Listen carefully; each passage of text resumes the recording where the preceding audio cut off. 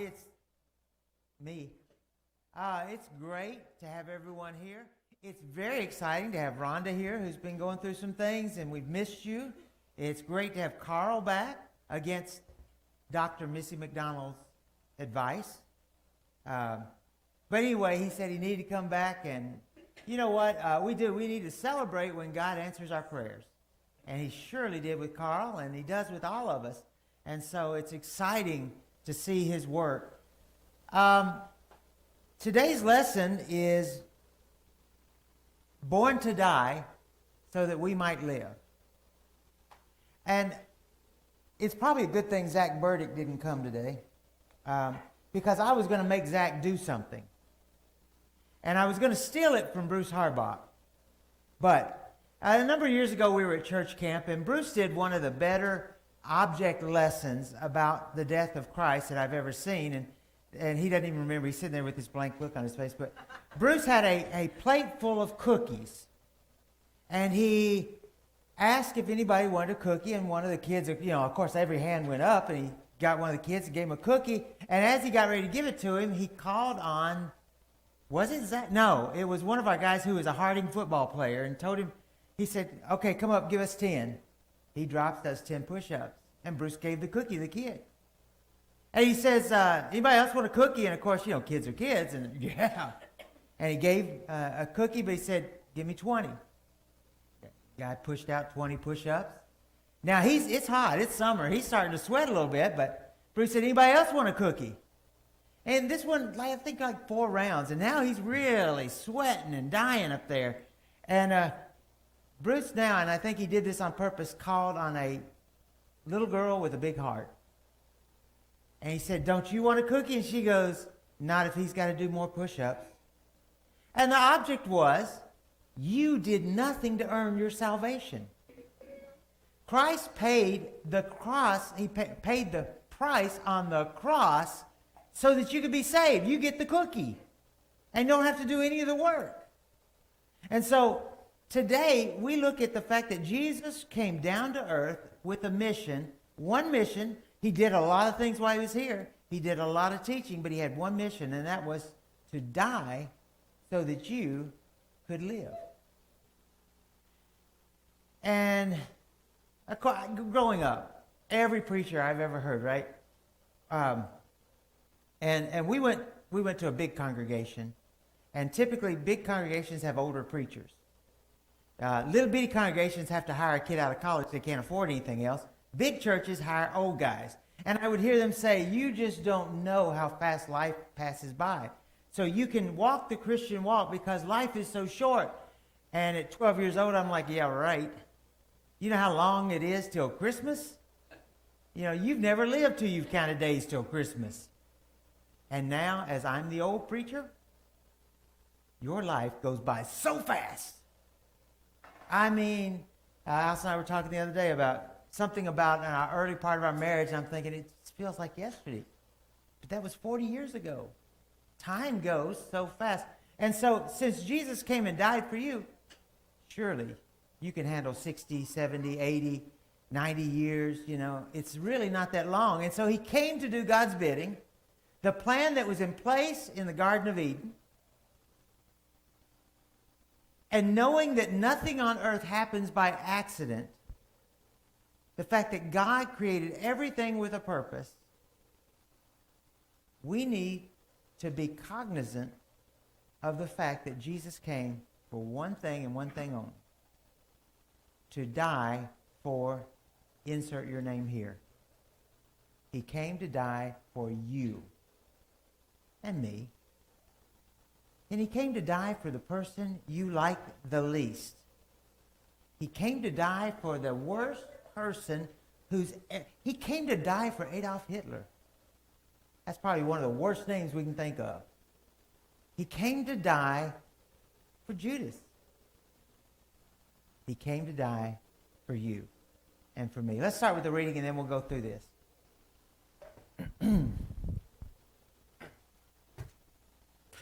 This morning's reading will be coming from John chapter 6, verses 38 through 40. For I have come down from heaven, not to do my own will, but the will of him who sent me. This is the will of the Father who sent me, that of all he has given me I should lose nothing, but should raise it up at the last day.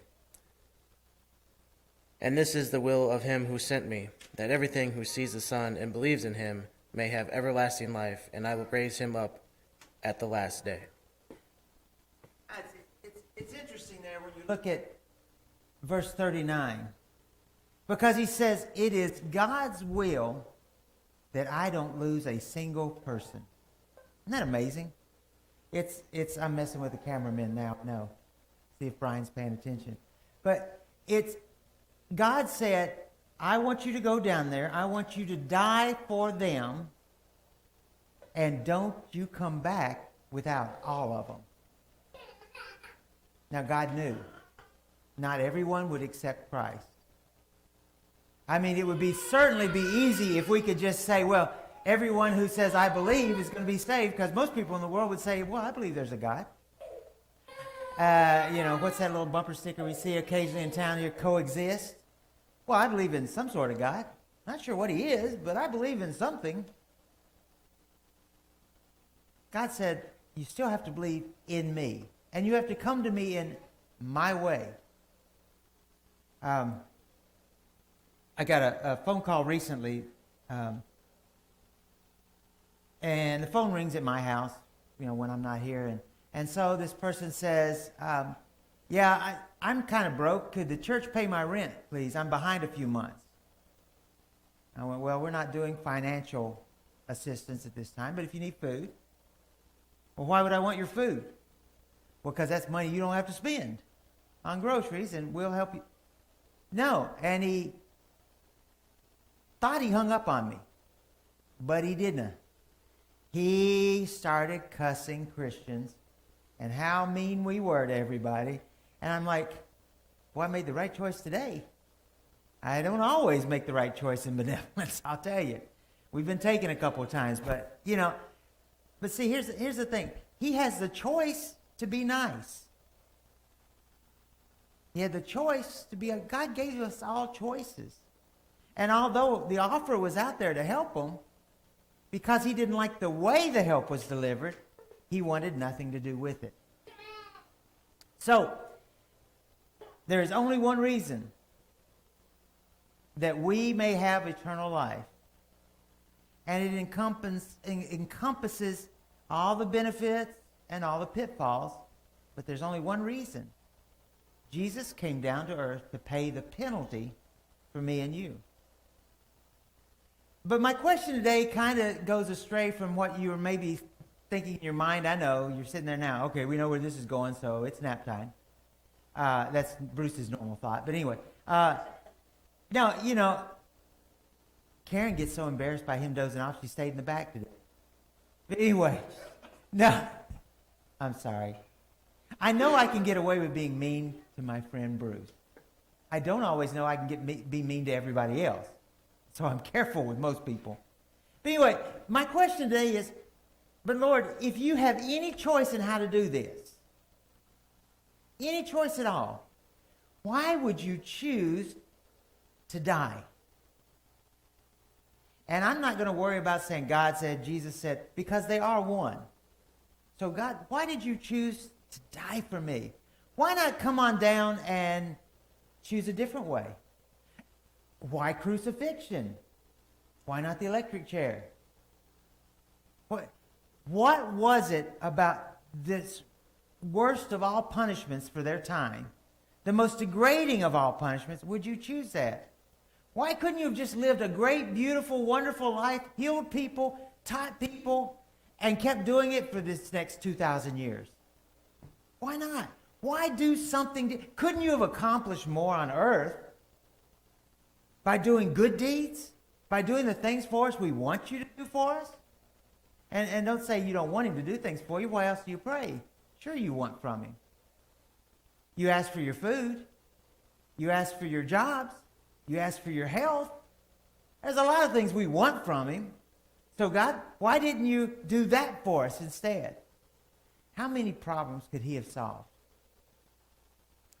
First one comes to mind, we would not have these sort of political issues that we have in our world. Haiti would not be in the mess Haiti's in.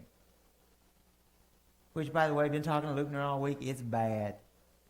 It's bad. In fact, I heard from another preacher friend who is on Delmas Street in Port-au-Prince yesterday, and he said they can't have worship because they have barricaded right in front of their church and set just a huge pile of tires on fire, and it's a running gun battle. And so they can't hold church just for fear of being shot by accident coming to church today. So they were going to cancel, and they never canceled. But, could you have solved cancer if you'd stayed? Of course you could. Could you have solved blindness? Hunger? Poverty? Yet God had a different plan for that time and all time. Mainly because God's mind works different than ours.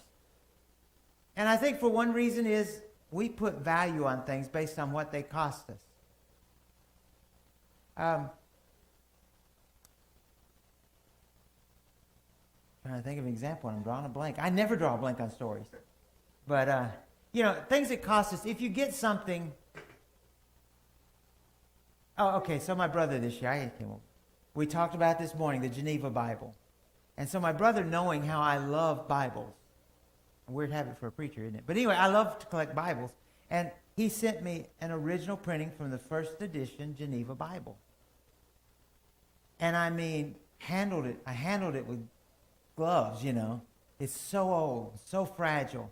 And I paid way more for having it mounted in museum mounting than he did for the object. But it's because it's precious to me, and it will always be precious because my brother thought enough to give me that. He was thinking of what I wanted other than an Amazon gift card, right? He was thinking about what would make him happy. Well, God said, what will make them happy in the long run is more important than in the short-term happiness. So, was crucifixion unique to Jesus? Well, obviously not. We all know that there was a lot of crucifixion. And beside the point of the day with him, history records that hundreds of thousands died on a cross by crucifixion of one form or another. The Jews now did not allow crucifixion. However, they had one Judean king who was Jewish who decided he didn't like these rebels that were stirring up trouble in Judea, and so he crucified 800 of them on one day. But that was typically not allowed under Jewish law. Of course, we know the Romans did it by the tens of thousands, literally hundreds of thousands of people died that way. Jesus, of course, is the one. If you ask anybody, who do you know that was crucified? Well, Jesus. If they really know, then they might include Peter and others. But Jesus did. So why was it different? Because he was dying for a purpose. Not to pay for a sin. Or not because he was illegitimately charged with a crime. He died for a purpose. There was an end result to that.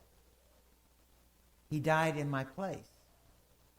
Because if I am not in Christ, then my death is as certain as his was on that day. The problem is I don't come back from that death like he did.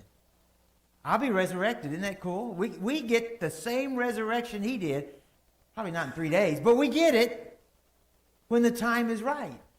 We get to rise from the dead. I can't decide if I want to be here on the ground and watch the graves open and Christians rise up.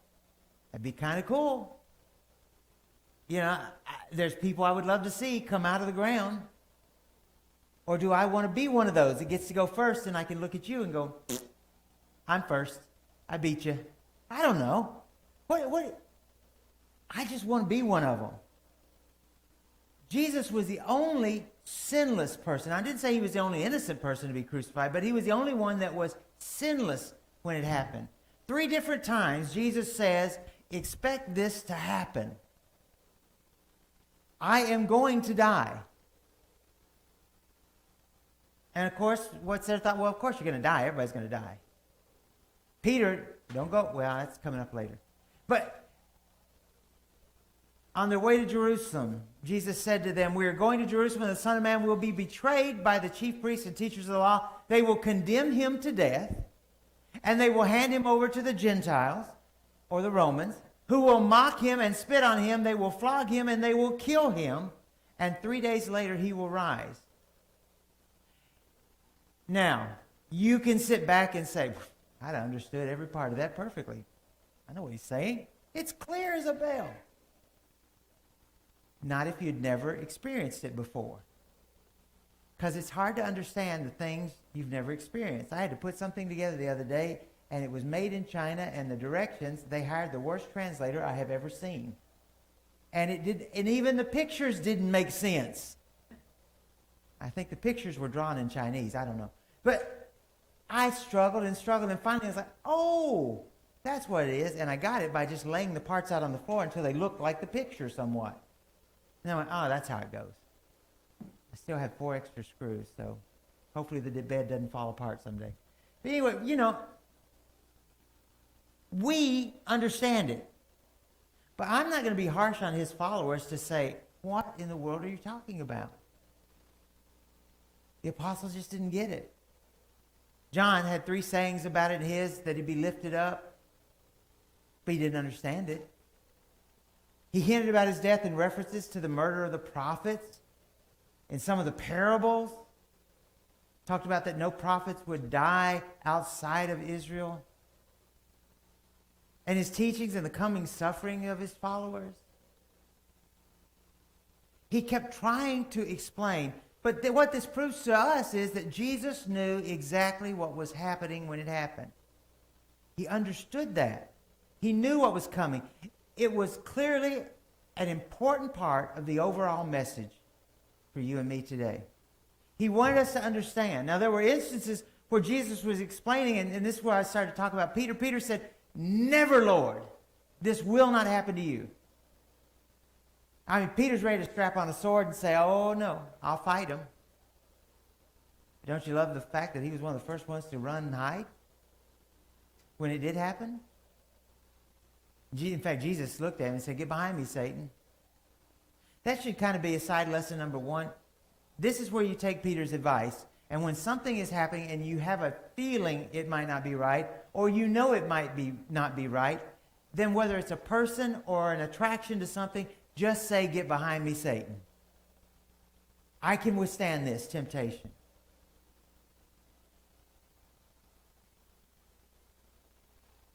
To man, seeing Jesus being severely beaten, seeing our Jesus made fun of, mocked, this is the worst of all, being spat upon. I'd rather take a beating than get spit on by someone.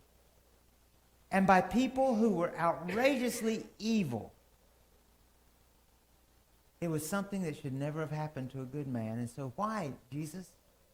Why, God, would you allow this to happen? If we're honest, I'm not worth it. You should have just let me rot. I'm not worth it. There's no way. And even collectively, we're not worth his life.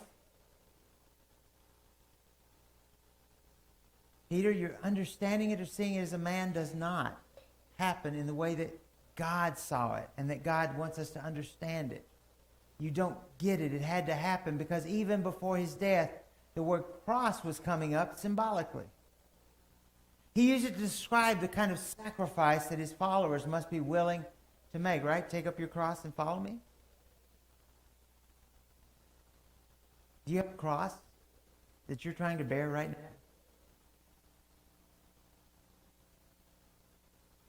Maybe it's your physical health. That's happening to some of us. I hate the fact that we elders are having discussions about the future in terms of us no longer being here. But it's going to happen. Maybe your cross is the people you're friends with keep leading you astray. Maybe it's your workplace distracts you from doing what's right, and yet you keep going there because money comes from that. Whatever your cross is, you've got to bear that.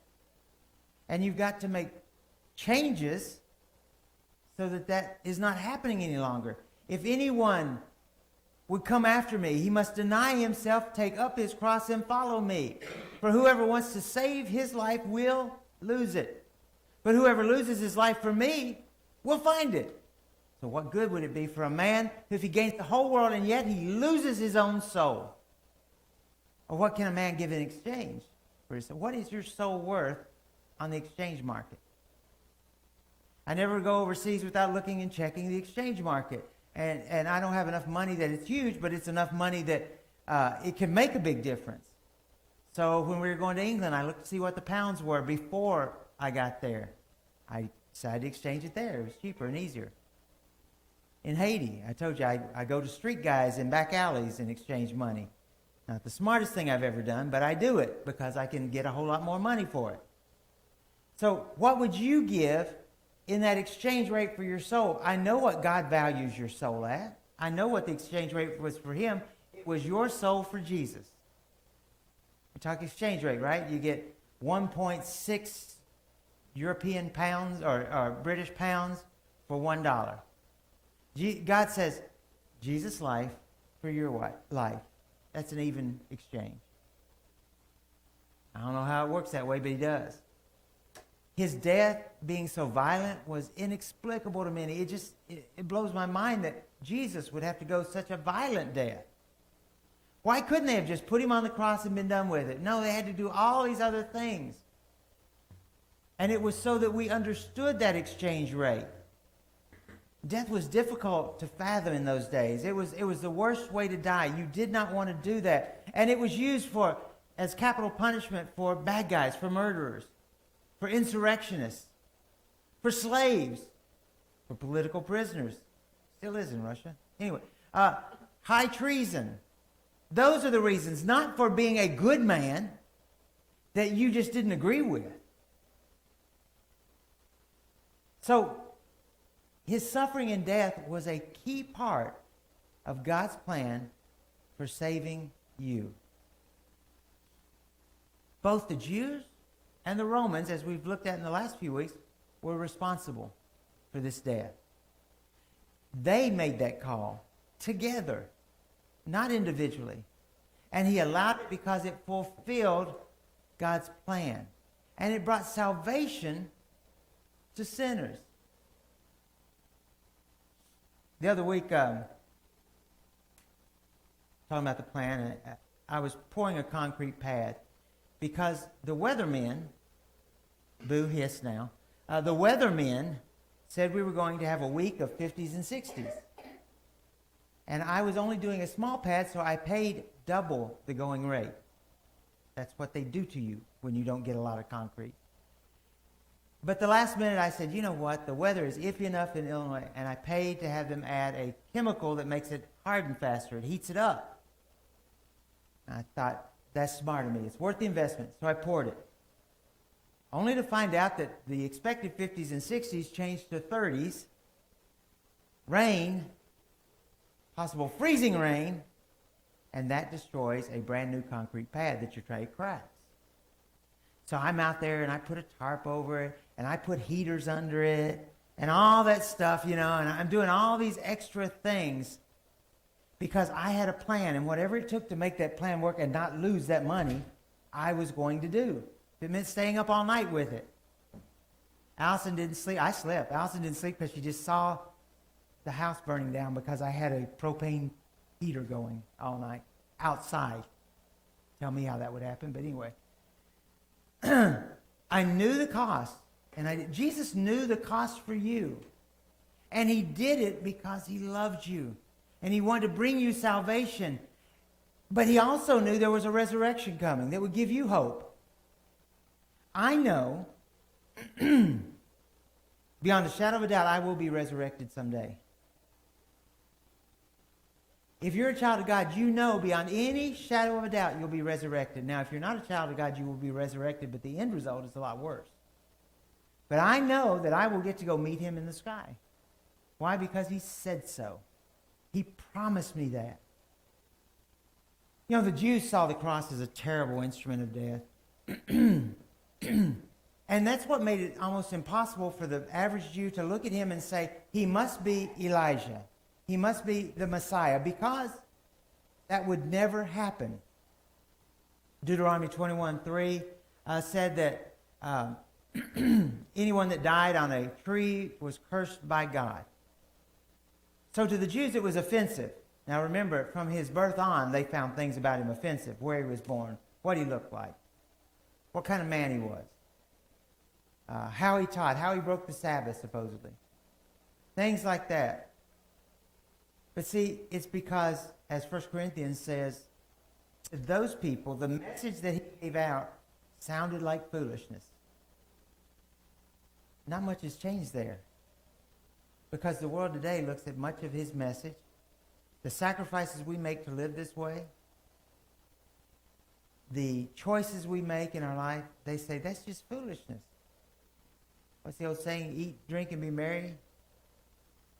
That's what they see it as. I had a good encounter this last week with someone, and as I was talking to them, they asked me a question, and I said, well, we practice immersion baptism.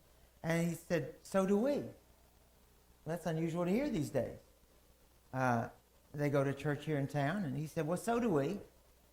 Thought that was kind of neat. He said, is there any other kind? And then I felt bad for explaining what we do to be saved, because he expected that. But Jesus met the demand of God for the perfect sacrifice, sufficient enough to pay for everyone's sins. The animal deaths of the Old Testament were falling short of the requirement. His death on the cross was a once and for all sacrifice. So Jesus, although he said, let it pass from me, he knew, I have to pay this. It's the only way I can save Jeff White. It's the only way it's going to happen. Jesus substituted his life for ours. It was just an even that we might live, Isaiah 53, 5 and 6. Repeated in Romans 5:8. He gave his life as a ransom, it said, for many. Mark 10:45. So on the cross, he died in your place after he was tried illegally, as we saw, after he was beaten, after he was mocked so terribly, after he was spat upon.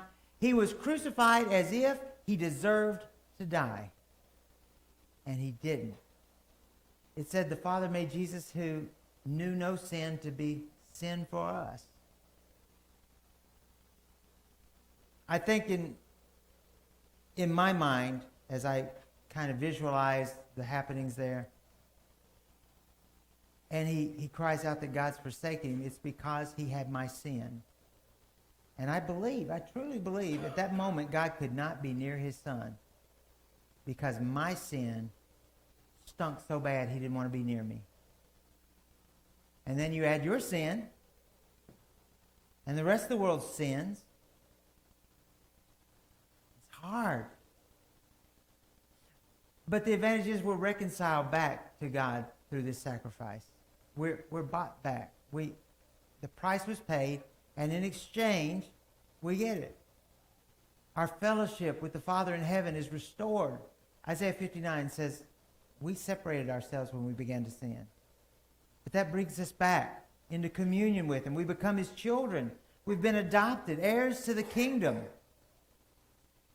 In the adoption world, and in the world of groups like Agape, which is a Church of Christ adoption and fostering, we encourage parents when they get have an adoption to celebrate an adoption day. An adoption birthday, basically. We do that each week. We celebrate our adoption with this meal here. We do it weekly because it was so important. We're his children. We become heirs to his promises. We're declared righteous before God once he died on the cross. That meant our attorney on the judgment day has something to say to God, that they paid the price already. They don't have to pay it twice. We're no longer destined to go to hell anymore. We're saved. We're redeemed from the bondage of sin and Satan. His death paid that full price. We're no longer slaves to sin, which is funny.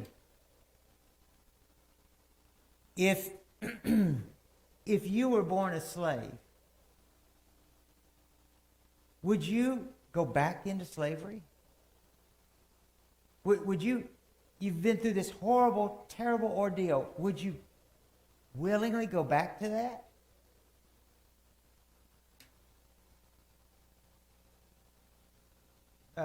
I grew up in Franklin, Kentucky, as many of you, and a number of you have been there with me.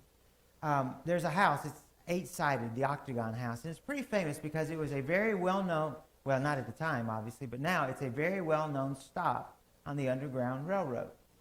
And so you can tour it, and you can see all of these rooms with false panels that people trying to escape from slavery would go there, and they would hide them in there to allow them time to recuperate before they went on, because Kentucky was kind of that line. You know, freedom was just beyond it. Just across the Ohio River, going up, you were assured. Kentucky was a neutral state, basically. So you weren't sure. You could be captured there. And so they would hide, and they would stand in these gaps in the walls between the studs. If someone came, they would put all these panels closed on them. And then they would continue that journey, trying to get north, trying to find freedom from the south. And so I think if you were a reporter in the day and said, "Hi, do you ever think you'll go back to where you were?" I think it'd be a wasted news story. Wouldn't be a lot there to report, would there? Because nobody's going back to that. But that's the problem. We get freed from a sin slavery in our life, and we go back to it willingly. And then we come to church and say, "I made it right again." And then on Monday, we go right back to where it was before. Stop selling yourself back into slavery. You've been made free. Because that perfect sacrifice was made, the idea of propitiation, because the sacrifice was made, Jesus became flesh on your behalf, and he died for you, and now God can turn his wrath away from you. He can love you again. Well, he's always loved you, but you know what I mean. He can have you in communion with him. Because of that, you are able to talk directly to God. With the help of Jesus and the Holy Spirit, you talk directly to God.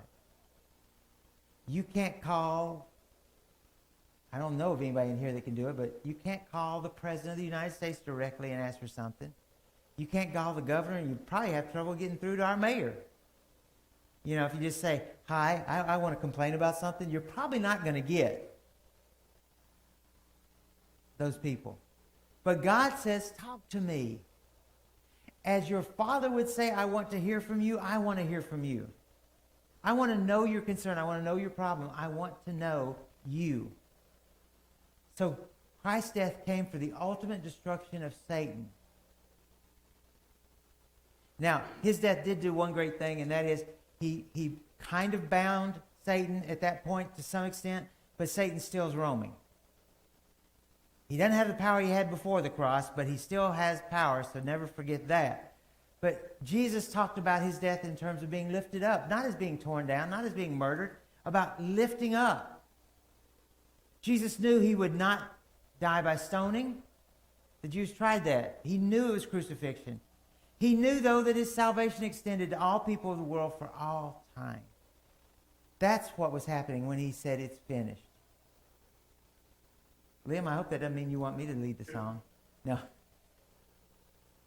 That was on me, Liam, not you, buddy. He wanted you to know you're free. You know, what I don't remember if this is spiritual. I know one of you will tell me, or if it was from a speech.